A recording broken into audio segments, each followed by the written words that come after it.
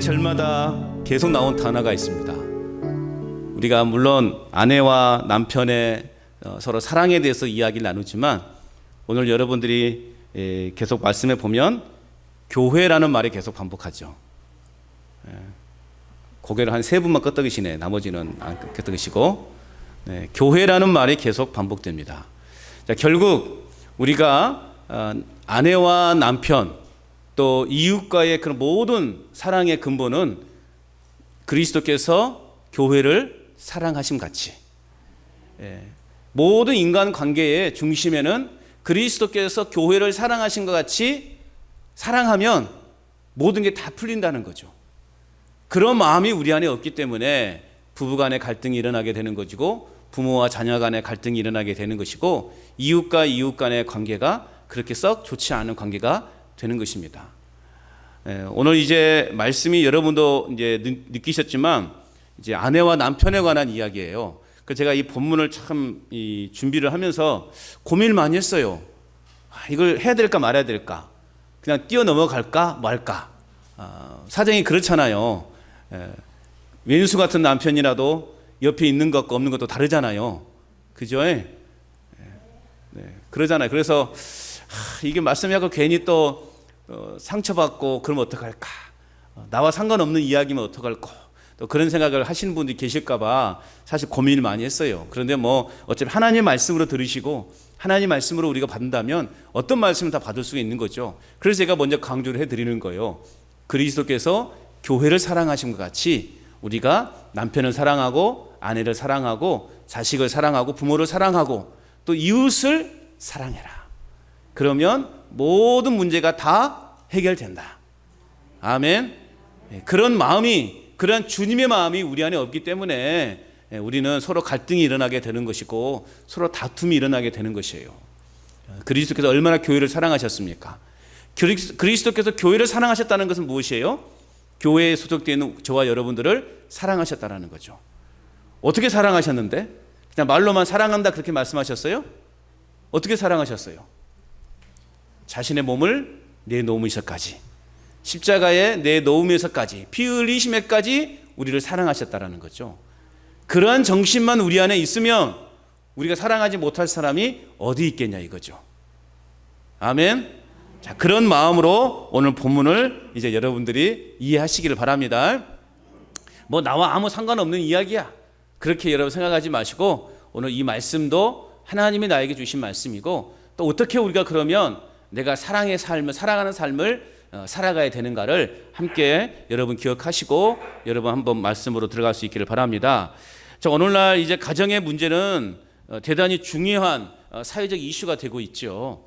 가정이 깨어지고 예전에 그런 대가족 그런 가족 시대와 지금은 핵가족 시대, 예전에는 막 그냥 우글우글 살았잖아 집안에서. 근데 요즘은 이제 거의 뭐 한 자녀 한 명, 또 이제 또 출가하면 이제 부부만 살게 되는 그러한 이제 핵가족 시대 속에서 사실 여러 가지 많은 뭐 사회적 요소 때문에도 작용할 수 있겠지만 대부분의 가정의 문제에서, 가정의 갈등에서 사회적인 문제로 발전되어가는 이런 모습들을 우리는 많이 볼 수 있습니다. 통계청의 자료를 보니까 지난 10년간 우리나라의 이혼율이요 계속 그 수치가 엄청나게 증가하고 있다는 것을 볼 수 있죠. 우리 주변에서도 TV에서도 보면 요즘은 뭐 이혼이라는 것이 그냥 하나의 어떤 그냥 뭐 그냥 의뢰 거쳐가는 과정으로 생각하더라고요. 마치 그것이 뭐 잘한 것처럼 연예인들의 그러한 모습들을 막 잘 포장해서 방송을 하는 그런 모습을 보면서 요즘 많은 사람들이 이혼을 너무나 쉽게 생각하고 있다는 거죠. 자, 물론 본인들이야 성격이 안 맞아서 서로 헤어지고 또 다른 사람 만나서 뭐 재혼을 하고 뭐 그런 게 뭐가 본인들에게는 뭐 좋을 수 있겠지만, 그러나 그 아래서 자녀들은 어떨까? 그 모든 피해는 자녀들이 고스란히 안는다라는 거죠. 이제 여러 가지 자녀들의 정체성의 혼란뿐만 아니라 여러 가지 사회적인 문제로까지 발전하는 그러한 모습들이 참 우리 주변에 많이 일어나고 있는 것을 볼 수 있습니다. 여하튼 우리가 행복한 부부로 살아간다는 것은 사실 그렇게 쉬운 일이 아닌 것 같아요. 제가 살아보니까 그러더라고요. 행복한 부부 생활, 부부의 관계를 맺고 살아간다는 것이 그리 쉬운 일이 아닌 것 같아요. 자, 우리는 지난 시간까지 하나님의 이 택한 이 백성으로서 어떤 삶을 살아가야 되는가, 우리는 그런 모습들을 말씀을 나누어 보았어요. 하나님의 택한 백성으로서 어떤 삶을 살아가야 되는가. 이제 오늘 본문부터 6장 9절까지는 이제 그리스도인의 인간 관계를 어떻게 할 것인가를 이제 소개해 주고 있어요. 오늘 인간 관계의 출발은 어디서 출발되어지나 가정에서 출발되어진다는 것이요. 그래서 이제 오늘 이제 그 가정도 부부 생활이 첫 번째 출발점이라는 것을 오늘 사도 바울은 이제 이야기하고 있어요. 그래서 이제 부부 생활과 부모와의 자녀 관계라든가 또 상하 관계, 이제 그런 것에서 이제 6장 9절까지 이제 사도 바울 우리에게 가르쳐 주고 있습니다. 그래서 오늘 본문을 크게 세 개의 단락으로 나눌 수 있는데, 먼저는 이제 아내들에게 주는 권면, 그리고 아내가 남편에게 복종해야 되는 이유에 대해서 설명을 해주고 있고, 그 다음에 두 번째 단락은 남편들에게 주는 권면. 바울은 그리스도께서 교회를 위해 자기 목숨을 버린 것처럼 남편들도 자기 아내를 그렇게 사랑해야 된다라는 것을 가르쳐주고 있어요. 그리고 마지막으로는 남편과 아내의 의무와 책임을 요약해서 제시하고 있는 말씀으로 오늘 말씀이 구성되어지고 있죠. 자, 그렇다면 이제 아내들에게 먼저 권면합니다. 아내들에게 기분 나빠라 하지 마세요. 기분 나빠라 하지 마세요. 아내 여러분들 기분 나빠라 하지 마세요. 자, 22절 말씀 같이 읽어봅시다. 22절 시작. 아내들이여 자기 남편에게 복종하기를 주께 하듯 하라. 아멘 하기가 싫으시죠? 아내들이여 자기 남편에게 복종을 하되 어떻게 하라고요? 주님께 하듯 하라는 거죠. 자, 여성들의 입장에서 들으면 굉장히 기분 나쁜 말일 수 있어요. 내가 평생을 그렇게 어쩌면 이 못된 남편들은 꼭 자기가 불리할 때마다 이 말씀을 들먹이거든요. 야, 성경에도 봐라. 남편에게 복종하라고 이야기하고 있지 않냐? 그 성경을 잘못 봐도 한참 잘못 보고 있다라는 것이에요. 그런 부인들이요, 그렇게 말하면 돼. 당신은 성경을 잘못 이해하고 있어요. 그렇게 이야기하면 돼. 자, 지금도 보수적인 성향을 가진 사람들은 여전히 남자가 주도권을 가지고 있어야 된다. 남자가 주도권을 가지고 있어야 된다라는 그러한 생각을 벗어버리지 못하고 있습니다. 자, 그런데 여러분 잘 기억해야 되실 것은 오늘 성경에서 말하고 있는 이 복종이라는 개념이에요. 이 복종이라고 하는 개념은 그저 맹목적인 복종을 말하고 있지 않아요. 절대 그걸 말하고 있지 않아요. 너는 여자이기 때문에 나에게 복종해야 된다, 그 말이 아니라는 거예요. 우리 남자분들 별로 몇 분 안 계시지만 잘 이해하셔야 돼요. 너 나에게 반드시 복종해야 돼, 그 의미가 아니라는 거예요. 아멘 하셔야 됩니다. 여자분들은 이럴 때. 요즘 뭐 시대가 많이 바뀌고 있잖아요. 이제는 이 가부장적인 문화적 배경이 많이 깨어지고 있는 상태예요. 여러분 자녀들 아들을 갖고 계신 부모님들이시여, 여러분들의 아들이 설거지하는 꼴을 볼 수 있습니까? 없습니까? 괜찮아요? 역시 깨어있는 분들. 그런데 아직도 그것을 이해하지 못하는 분들이 있어요. 감히 어떻게 남자가 어떻게 감히 부엌에 들어가냐고. 저는 주부습증이 막 이렇게 생기려고 그래요. 그래서 요즘은 꼭 고무장갑을 끼고 이렇게 합니다. 그 자체를 아직도 여전히 이해하지 못하는 분들이 있어요. 제가 이제 우리 큰애가 이제 막 났을 때, 큰애가 막 태어났을 때, 어렸을 때 이제 시골 집을 갔어요. 그때 이제 뭐 집에서는 얼마든지 이제 아내가 뭐 기저귀 좀 갈아 좀 할 수도 있잖아요. 근데 어머니가 부엌에 계시는데 대담하게 저한테 기저귀 좀 갈아줘 그러더라고요. 그러니 우리 어머니가 어떻게 하겠어요? 호랭이가 물어갈 어디 남자한테 기저귀를 갈으라고 하냐고. 막 뭐가 이 막혀 있는 것이 쫙 내려가는 듯한 느낌? 네. 그때만 그랬어요. 그때만. 네, 그랬어요. 뭐 지금도 뭐 그런 상황이 많이 있는 분들이 있죠. 꼭 남편에게 삼시세끼 밥을 가서 따뜻한 밥을 차려줘야 된다고 하는 그 생각에서 벗어나지 못한 그런 어머니들이 지금도 계시더라고요. 참 그 남편들은 회개해야 돼. 우리 남편 어르신들 알아서들 챙겨 드셔요. 알아서 다 챙겨 드셔야 됩니다. 조선사회에서는 그렇잖아요. 한 번 결혼하면 검은 머리가 팥뿌리가 되도록 어떻게 해요? 백년해로 하는 것을 미덕으로 여겼지 않습니까? 그래서 죽어도 그 집 귀신이 돼야 된다고. 그렇게 우리가 살아왔잖아요. 친정이라고 하면 생각지도 못하는 그런 시대를 우리는 과거에 살아왔잖아요. 우리 어머니들 다 그렇게 그런 삶을 살아왔잖아요. 그 친정 한번 가기가 정말 그냥 서럽도록 그런 모함을 당하면서 가기도 하고 뭐 그런 일이 많이 있지 않았습니까? 근데 지금은 친정 안 가면 남편이 쫓겨날 수가 있어요. 그렇기 때문에 항상 명절에도 본가에 왔다가 꼭 친정을 가야 되는, 그러지 않으면 그 남편, 여러분들의 아들은 따뜻한 밥도 못 얻어먹을 수가 있어요. 그렇기 때문에 반드시 친정을 똑같이 보내줘야 된다. 요즘 젊은 사람들의 사고에는 뭐 시댁, 친정 이런 개념이 없더라고요. 그냥 다 한 우리 부모다, 그렇게 여기고 살더라고요. 그런데 굳이 거기에 대해서 내가 이렇게 하라 저렇게 하라 할 수가 없는 거예요. 그러니까 내버려 두세요. 서로를 좋은 거예요. 그러니까 저는 아들이 없어서 참 감사해. 그래서 그런 눈치를 제가 고민을 안 해도 되니 네 알아서 하라. 저도 남자지만 아들이지만 보니까 이 본가보다는 처가 쪽을 더 생각하게 되더라고요. 어쩔 수 없어요. 먹고 살려면. 요즘 시대가 그런 시대가 되었어요. 자, 요즘은 가부장적인 권위적인 그런 생활 방식이 많이 깨어지고 있습니다. 자, 그런 상황에서 오늘 이 아내들이여 자기 남편에게 복종하기를 주께 하듯 하라. 이것을 문자 그대로만 받아들이는 것이 아니라 정말 우리가 주님을 사랑하듯이, 주님을 사랑하는 것처럼 우리가 남편을 존경하고 남편을 사랑해야 된다. 그런 의미로 우리가 받아들일 수가 있다라는 거죠. 그래서 아내들이여 자기 남편에게 복종하라라고 하는 이 말씀은 남성의 우월성을 의미하는 것이 결코 아니라는 것을 우리는 기억해야 돼요. 또한 여성들의 그 열등함을 의미하는 것이라고 볼 수 없다라는 것입니다. 요즘 뭐 여성 폄하 발언 해가지고 고초를 겪는 사람들이 얼마나 많습니까? 그래서 참 조심스러운 거죠. 혹시라도 이거 잘못 또 표현될까봐. 어쨌든 남자와 여자는 모두가 하나님께 지음받은 존재들이라는 것이죠. 그렇기 때문에 남자와 여자는 동등한 인격체를 지닌 존재라는 것을 우리는 잊지 말아야 되는 것입니다. 자, 그렇다면 그럼에도 불구하고 왜 오늘 바울은 아내들로 하여금 남편들에게 복종하라 이렇게 말하고 있는 것인가? 그 의미가 23절, 24절에서 말씀하고 있죠. 우리 한번 읽어볼까요? 23절, 24절 여러분 읽어봅니다. 시작. 이는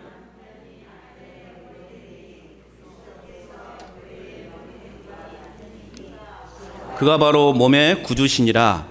그러므로 교회가 그리스도에게 하듯 아내들도 범사에 자기 남편에게 복종하라. 아멘. 자, 다시 말하면 교회가 그리스도에게 순종하듯이 아내들도 남편들에게 그렇게 순종해야 된다는 거죠. 이는 아내의 복종과 또 아내의 순종이 강제적인 것이 아니라 자발적인 것이어야 된다라는 것을 우리에게 보여주고 있는 거죠. 그러니까 남편의 권위를 인정하라는 것이죠. 우리 집안의 영적인 가장으로 이렇게 인정하라라는 그런 의미예요. 남편의 권위를 인정하고 가정의 질서를 존중하는 마음으로 행하는 그런 자발적인 복종, 그런 의미를 이야기하고 있는 것이죠. 자발적인 복종. 이렇게 말하니까 또 어떤 분이 이런 말을 하더라고요. 복종할 게 있어야 복종하지. 왼수 같은 인간을. 그렇게 표현하는 분도 있어요. 그럼에도 불구하고 왼수 같은 인간이라 할지라도 그래도 하나님께서 우리 가정에 세우신 영적인 가장이니 내가 그래도 존중해야지. 아멘 하십시오. 네. 그래도 존중해야지. 그런 마음을 가지라는 것이죠. 자, 그렇다면 우리가 이렇게 이야기하는 분들의 그 말에 우리는 이렇게 생각해 볼 수 있어야 돼요. 어떤 생각이냐? 우리가 구원받을 만한 자격이 있어서 여러분 구원 받았습니까? 여러분이 구원받을 만한 자격이 있어서 구원을 받았습니까? 결국 그렇지 않잖아요. 그리스도의 일방적인 사랑으로 인해서 오늘 우리는 구원받은 존재가 되었단 말이에요. 그렇다면 오늘 우리가 복종하지 못하고 섬기지 못할 사람이 누가 있겠냐고요. 이게 꼭 뭐 부부 간의 관계뿐만 아니라 모든 사람에게 더불어서 우리는 그들의 인격을 존중해 줘야 되고 그들을 사랑해 줘야 되고 그들을 높여줘야 된다는 거죠. 이게 그리스도인의 삶의 모습이에요. 꼭 부부간의 관계뿐만 아니라 이웃 사람에 대해서도 우리는 이웃 사람을 높여줄 수 있어야 돼요. 이웃을 잘 섬길 수 있어야 되는 거죠. 왜요? 그리스도께서 우리를 위해서 그렇게 직접 몸으로 보여주셨기 때문에 그렇다는 것입니다. 그래서 우리는 그리스도를 온전히 신뢰하고 순종하며 살아가는 것이죠. 그런 마음으로 우리가 그리스도께 하듯 마음에서 진심으로 우러나오는 마음으로 남편에게 복종하고 또 이웃을 사랑하고 자녀를 사랑하는 그런 마음을 가져야 된다. 오늘 바울의 가르침이 바로 그런 가르침이라는 것이죠. 요즘 이 무시받는 남편들이 참 많습니다. 심지어는 매 맞는 남편들도 있다고 해요. 이 남자들의 권위가요 많이 이제 수그러들었어요. 이게 어떻게 보면 사회적인 분위기이고 또 어떤 건강한 또 사회 공동체의 모습이 아닌가 하는 생각도 해보게 돼요. 이런 재미있는 글이 있어요. 어느 50대 남편의 비애라는 글이 있어요. 한번 들어보세요. 나는 50대의 명색이 가장이다. 우리 집의 경제권은 아내에게 있으며 나는 눈을 뜨면 아내의 눈치를 살피면서 조마조마하고 위태로운 삶을 살고 있다. 아내와의 대화는 그저 사무적인 대화뿐이고 자식들과의 대화는 단절된 지 오래다. 모든 주도권은 아내가 가지고 있으니 나는 그저 구색을 갖추는 허수아비에 불과하다. 이제 중요한 부분이에요. 이사를 하게 될 경우에는 강아지를 꼭 안고 있어야 새로 이사가는 집을 갈 수 있다.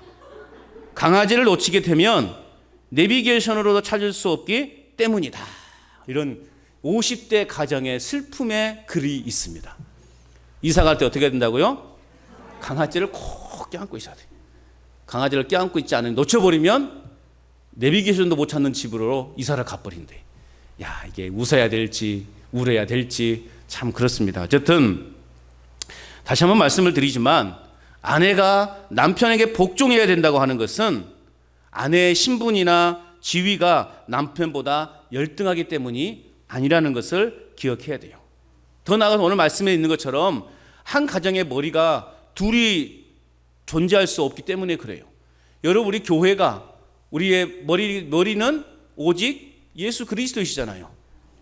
근데 머리가 또 다른 머리가 있다고 그러면 그게 교회입니까? 그건 교회라고 말할 수 없는 거죠. 교회의 머리는 오직 예수 그리스도 한 분이십니다. 자, 우리 가정도 머리 되신 분은 오직 하나. 자, 그런 개념으로 우리가 이해해야 된다는 것이죠. 그래서 하나님은 가정의 질서와 안녕을 위해서 머리를 세우시고 또 머리의 구실을 남편에게 부여해 주신 것이죠.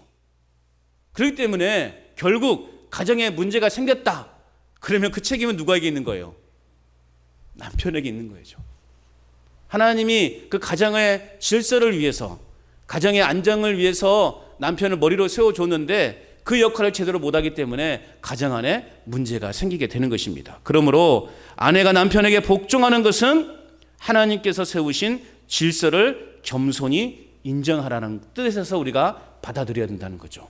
우리가 맹목적으로 복종하고 맹목적으로 순종하는 그런 관계가 아니라 하나님께서 세우신 질서를 우리가 겸손히 순종하는 마음으로 우리는 그렇게 남편을 존중해야 된다라는 것을 우리는 기억해야 되는 것입니다. 아울러 아내의 복종이 일방적인 것이 아니라는 근거를 우리는 지난주에 말씀을 통해서 살펴보았어요. 21절 말씀에 보면, 에베소 5장 21절 말씀에 뭐라고 되어 있습니까? 그리스도를 경외함으로 뭐하라? 피차 복종하라는 거죠. 피차 복종하되 어떤 마음으로? 그리스도를 경외하는 마음으로 피차 복종하라는 거죠. 이게 상호 복종은 성령에 의해서 충만하게 된 성도들의 중요한 특징들이라는 거죠. 내가 성령의 충만함이 있느냐 없느냐, 그것을 무엇으로 알 수 있다고요? 내가 지금 상대방에 대해서 복종하고 있느냐, 내가 상대방을 잘 섬기고 있느냐, 그걸 통해서 내가 지금 성령의 다스림을 받고 있는가 그렇지 않은가를 판가름 낼 수 있다는 거죠.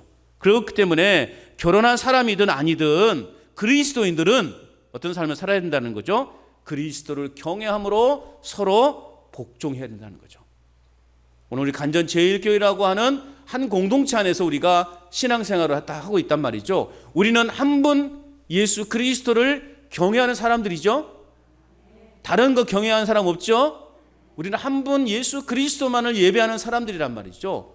자, 그 마음으로 서로 어떻게 하라는 거예요? 서로 복종하라는 거예요. 서로 사랑하고 서로 위로하고 서로 이해하고 서로 섬기는 삶을 살라라는 것이죠. 그게 아름다운 교회 공동체를 만들어가는 것입니다. 이런 관점에서 바울은 남편을 머리로 인정하고 복종하라는 권면을 아내들에게 이렇게 제시하고 있는 것입니다. 여러분, 이 말씀 절대 오해하지 마시기 바랍니다.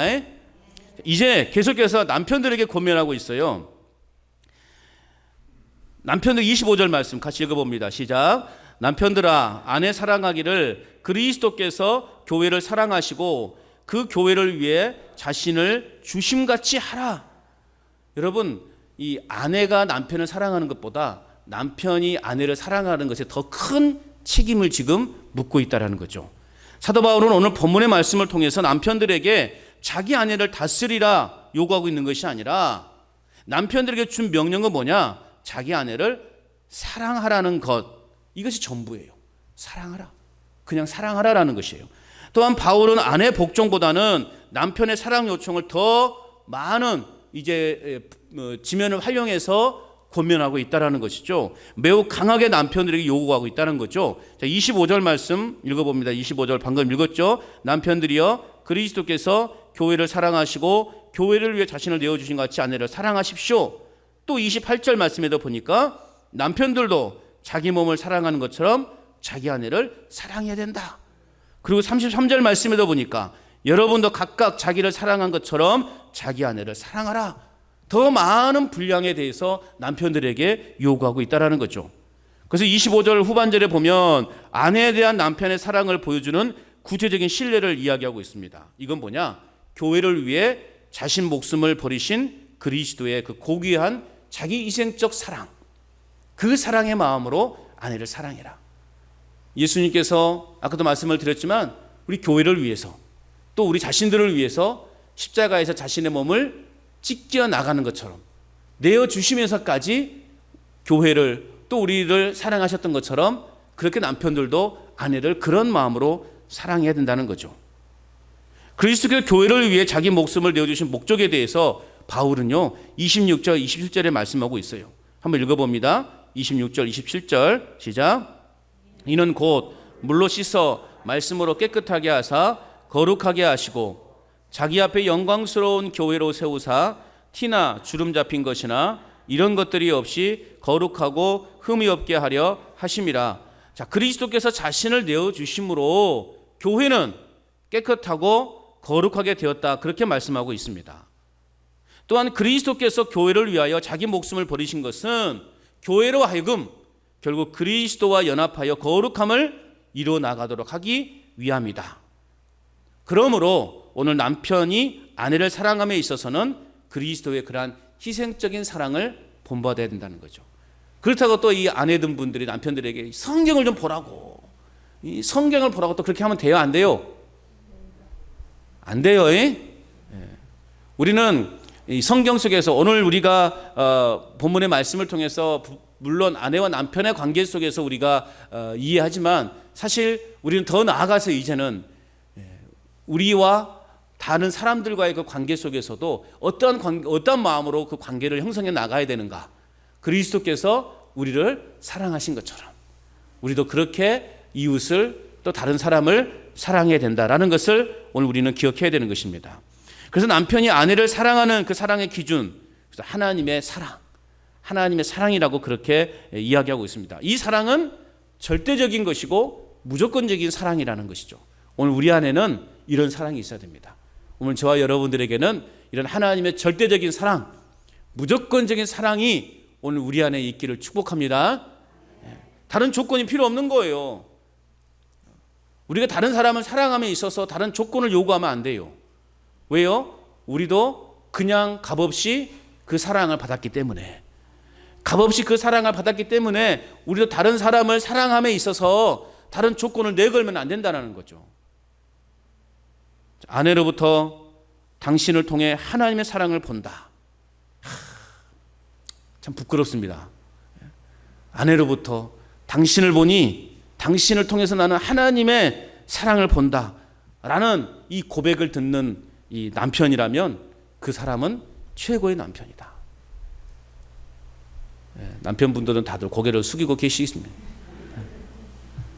자, 이걸 다른 말로 이제 또 비유해서 예수를 믿지 않는 우리의 이웃들이 저와 여러분들을 향해서 당신을 통해 하나님을 본다 라는 소리를 듣는다면 그 사람은 최고의 믿음의 사람이라는 거예요. 여러분들을 통해서 다른 사람들이 하나님의 사랑을 봅니까? 보여주고 있습니까? 하나님은 어디 계십니까? 잊어버렸어요. 뭐 우리 마음속에 있어? 하나님은 어디 계십니까? 이제 기억나시에요? 다시 한번 합시다. 하나님은 어디 계십니까? 여기 있지. 나를 보라고, 나를. 나의 모습 속에서 누굴 보라고요? 하나님을 보여준다는 거예요. 그래서 여러분, 과연 여러분의 삶 속에서 나의 모습 속에서 사람들이 하나님을 볼 수 있다고 말할 수 있는가?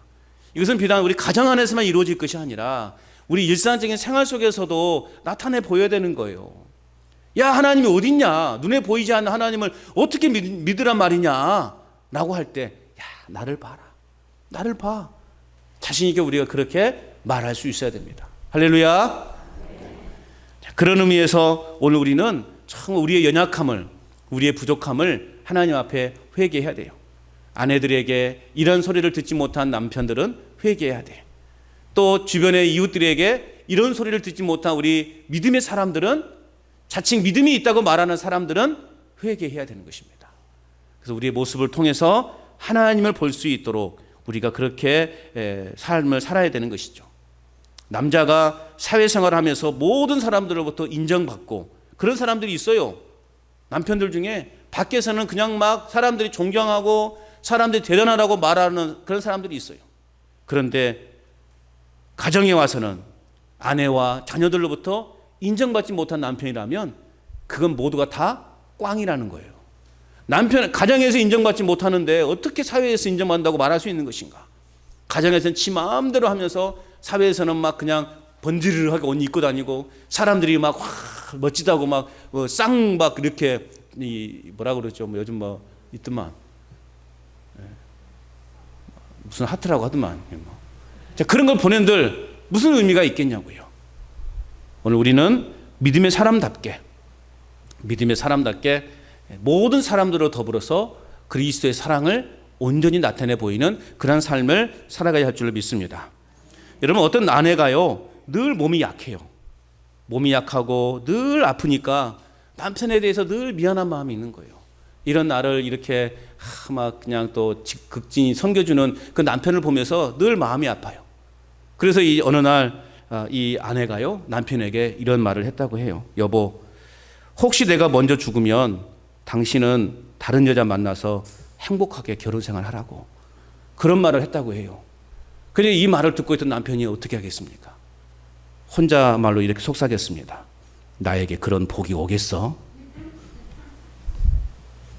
이해하셨어요? 아내가 늘 몸이 아픈 아내가 이제 남편에게 미안하니까 남편에게 그랬다잖아요. 여보, 미안해. 나 죽으면 다른 여자 만나서 잘 살아야 돼. 그렇게 말하니까 남편이 아이고, 나에게 그런 복이 오겠냐고. 네, 집에 가서 웃으시길 바랍니다.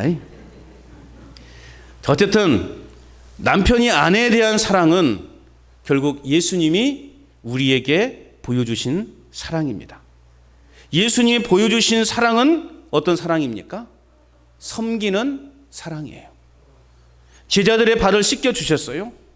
예수님의 사랑은 용서하는 사랑입니다. 또한 예수님의 사랑은 연약한 자를 보호하시는 사랑이에요. 결국 자기를 내어주는 사랑인 거예요. 내가 힘으로 연약한 자를 굴복시키는 것이 아니라 내가 가진 힘으로 연약한 자를 돕고 섬기는 그러한 사랑, 그러한 사랑이 예수님의 사랑이고 또 남편들이 가져야 될 사랑의 자세라는 것입니다. 자, 29절 30절 말씀 또 같이 읽어봅니다. 29절 30절 시작. 누구든지 언제나 자기 육체를 미워하지 않고 오직 양육하여 보호하기를 그리스도께서 교회의 함과 같이 하나니 우리는 그 몸의 지체임이라. 여러분, 세상에서 자기를 미워하는 사람이 어디 있겠습니까? 자기를 미워하는 사람은 없다는 거죠. 정상적인 사람이라면 누구나 자기 육체를 미워하지 않고 도리어 내 육신을, 내 자신을 소중하게 여기는 것 아니겠습니까? 그렇기 때문에 우리는 서로에게 사랑으로 헌신해야 되는 거죠. 가정에서는 부부간에 하나의 몸으로 우리가 그렇게 헌신하고 섬겨야 되고, 또 교회 안에서도 우리는 그리스도의 피를 나눈 한 형제요 자매 아닙니까? 그렇기 때문에 우리는 서로를 이해하고, 여러분 형제간들이 조금 잘못해도 그냥 이해하잖아요. 꼬치꼬치 잘못을 지적하고 막 나무라고 막 그렇게 싸우지 않잖아요. 우리도 그리스도의 사람의 피보다 더 진한 그리스도의 피를 나눈 형제요 자매들 아닙니까? 우리가 이제 다음 주에 또 성찬 예식을 통해서 그걸 다시 한번 또 확증을 하게 되는데, 여러분 우리는 그런 그리스도의 피를 나눈 형제요 자매들이라는 거죠. 그래서 마땅히 우리는 서로를 뭐 해야 된다는 거예요? 사랑해야 된다는 거예요. 서로를 섬겨야 되는 것이죠. 서로를 이해해 줄 수 있는 그런 공동체가 되어야 한다는 것입니다. 그렇기 때문에 우리는 서로에게 사랑으로 헌신하는 삶을 살아가야 된다는 것이죠. 그리스도를 경외함으로 신앙 안에서 우리는 기도하고, 또 말씀으로 격려하고 찬송과 예배함으로 아름다운 부부의 관계, 또 아름다운 성도의 관계를 우리는 우리 교회 공동체 안에서 맺어가야 한다라는 것입니다. 이것이 바로 그리스도인의 바른 가정의 모습이고, 또 그리스도인들이 모여서 예배하는 바른 예배 공동체라는 것입니다.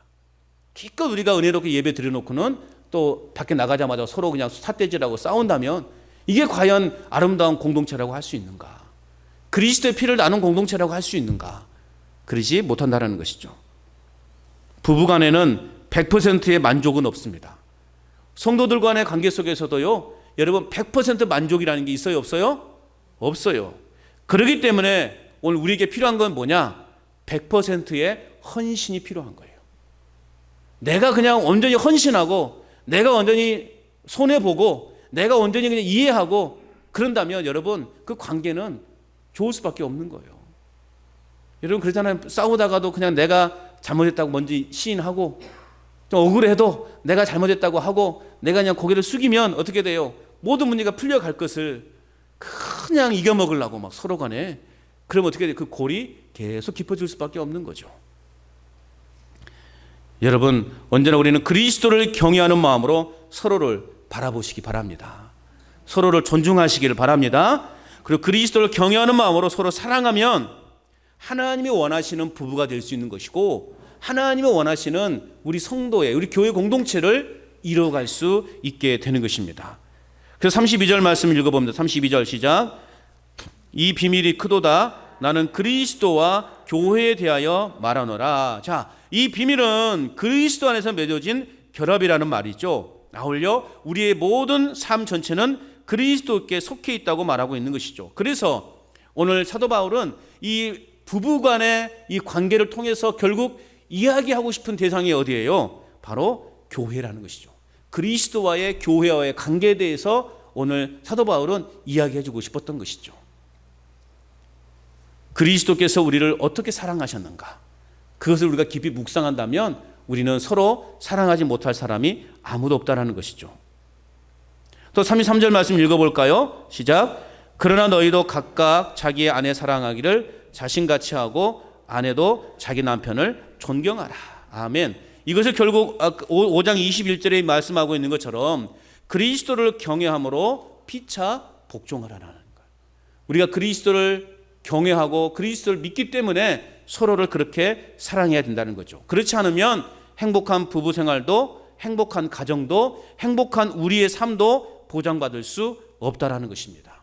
그리스도를 경외하는 마음으로 우리가 서로 사랑하고 서로를 섬길 때 우리 교회가 꿈꾸는 이 행복을 우리는 찾을 수가 있는 것입니다. 그래서 예수 믿으면 행복한 거예요. 아멘. 예수 믿으면 그래서 행복한 거예요. 결론적으로 바울은 남편과 아내가 서로 사랑하고 복종이 아닌 존경할 것을 권면하고 있는 거죠. 성도들 간에도 서로를 존경하십시오. 여러분도 존경하십시오. 나이가 어리든 나이가 많든 상관하지 말고 우리가 그리스도 안에 서로를 존경해 보십시오. 그럼 우리 교회가 어떻게 되겠어요? 사랑이 그냥 막 가득 넘치지 않겠습니까? 이는 결코 저절로 이루어지지 않아요. 하나님의 말씀과 성령 안에서 대가를 지불해야 된다는 거죠.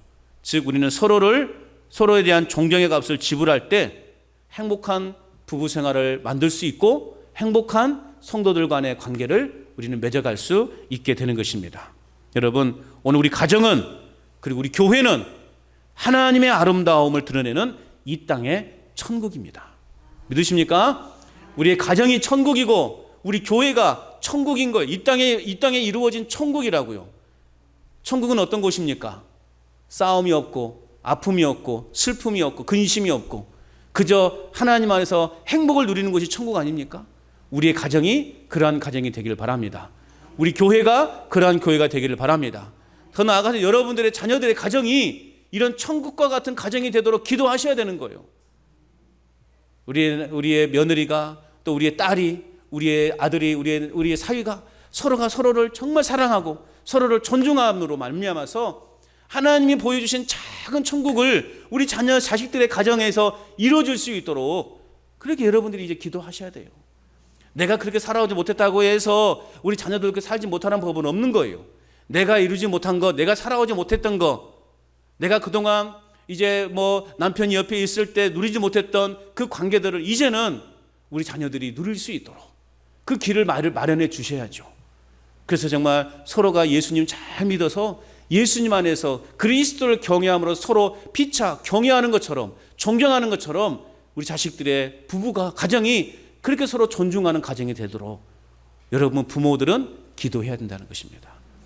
그럴 때 여러분 우리 자녀들이 행복한 삶을 살아갈 수 있는 거예요. 달리 행복한 거 아니에요. 많은 재산을 유업으로 남겨준다고 여러분 자식들이 고마워할 것 같아요? 그때뿐이에요. 그때뿐. 한 달도 못 갈걸요? 그것이 결국 자녀들을 행복하게 만들어주지 않아요. 저는 우리 부모님께 참 감사한 게 뭐냐면요, 많은 재산을 남겨주지 않은 것이 얼마나 감사한지 몰라요. 그것 때문에 형제간들에게 싸울 일이 없고, 저희 5남매예요. 따지고 보면 나누면 여러분 피 터지지 않겠습니까? 그런데요, 나눌 만한 것도 없어. 나눌 수 있는 것도 없어요. 그러니 그냥 아이고 저거 가져봤자 뭐 하겠냐 해서 그냥 큰형님한테 다 양보를 해드려 버린 거죠. 그러니 어떻게 돼요? 큰형님은 그로 인해서 부담감을 갖는 거예요. 내가 이 가정의 어떤 가장의 역할을 해야 된다라고 하는 부담감. 그러면서 이제 집안의 모든 큰 일들은 다 형님이 알아서 해요. 저는 돈 한 푼도 안 들어요. 가정 행사에 있으면 예의상 조금 내는 것이지 알아서 다 해요. 여러분 그런 가정이 되는 거예요. 그게 오히려 감사하더라고요. 큰 재산 남겨주지 않은 것이 감사하더라고요. 많은 땅 남겨주지 않은 것이 감사하더라고요. 자식들을 행복하게 하는 것은요, 예수님 믿게 하는 거예요. 예수님 믿어서 행복한 믿음의 가정을 이루게 하는 것, 이것이 가장 큰 축복이라는 거 여러분 꼭 기억하시기를 바랍니다. 여러분 혼자만의 노력은 불가능해요.